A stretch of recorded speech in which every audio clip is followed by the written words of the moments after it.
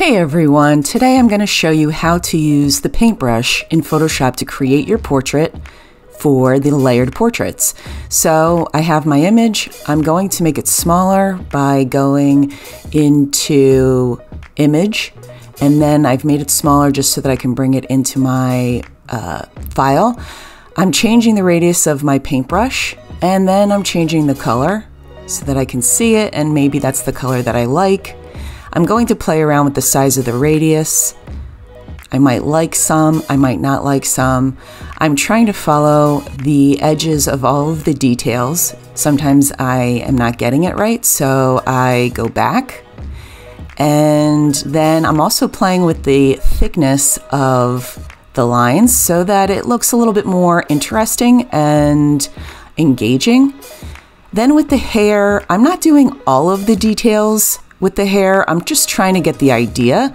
You can do whatever you want with that. I've seen it very simple. I've seen it very detailed. So you can do whatever you'd like. I did want to illustrate that it was curly, and I definitely wanted to get kind of the shape and the size of the hair. And then you can see that I changed the radius of the lines for the clothing, just so that I could change it up a little bit so it indicates that it's some type of other material or thickness, what have you. And I'm back at the hair again, trying to get just some more detail, trying to get it right. I've pulled up the history window that you can find in Windows. You know me, I love the history window. I can always go back and forth. I'm making my portrait bigger and smaller, just so that I could see it better, and then I can also see the details better. You can see that I am changing the thickness of the brush. As you're watching it, see if that's something that you like. I'm also not doing everything, all of the details. That's the beautiful thing about using Photoshop or just being an artist in general, creating your portrait. You don't have to put anything that you don't like. Again, with the eyebrows, I am putting a little bit more detail. I noticed in the past with students that when they do that, it does look kind of cool, so I wanted to try it. Again, changing the size of the paintbrush. What I do notice is that when a student does not draw their nose correctly, it actually makes a huge difference in how their portrait looks. So please be careful when you are drawing your nose that it does look exactly like your nose. Here I am creating the eye, and I'm getting some details, and some details I'm leaving out. I do want to get my eyelashes because that just looks fun. Again, I'm not doing every single eyelash. I can't even see every single eyelash. And then I'm going into the eyes, and I'm doing what I see. So I'm even drawing the glare in my eyes as well. I'm moving my portrait around. I'm using the hand tool sometimes, and that can do that. Move your photo around.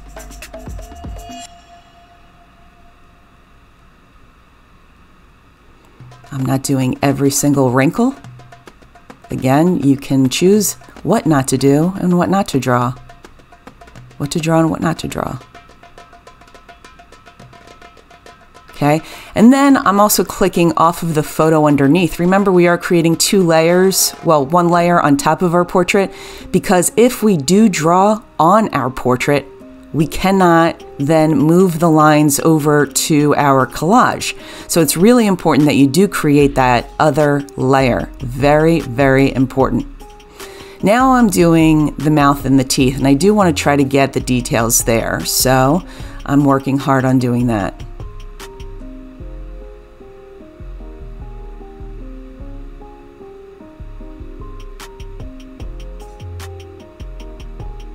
Taking the eraser tool because I did not like that line. Please take your time.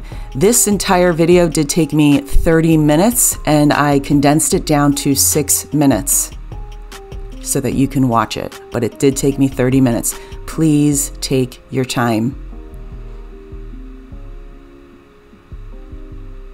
Another thing that you could try to do is even create more layers just in case you do make any mistakes. You could do one layer for the mouth, one layer for the eyes, one layer for the nose.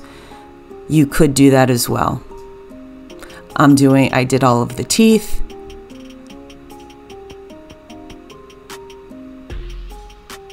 I'm always playing around with the radius of the brush. I'm going back in the hair. I wanted to get some more detail.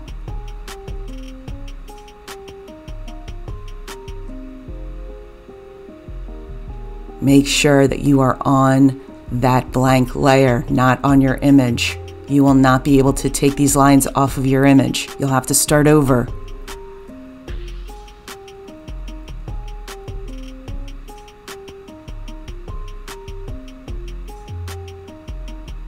Going back into my portrait to make some lines thicker so that my eyes pop a little bit more.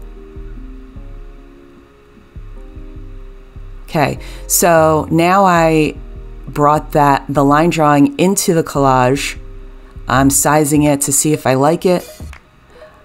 I am going to layer style, and I'm changing the way the lines look a little bit. I'm adding a drop shadow so they pop some more, so it's not just flat. And then I'm also adding a little bevel so it even looks more three-dimensional. You do not have to do any of this. I'm just playing around with it. You can also change the color of your paint strokes.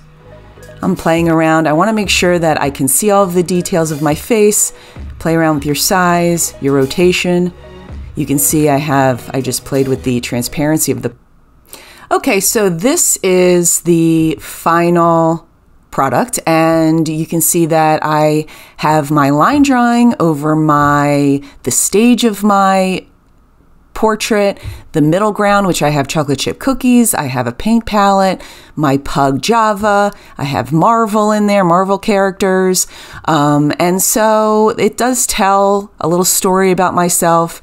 It does show who I am. My portrait has details. It was done slowly, patiently, creatively. I thought about the space of my entire composition, and I took my time. So please consider all of those things when you are creating your portrait. Be very creative, have fun, enjoy yourself. Thanks so much. Bye-bye.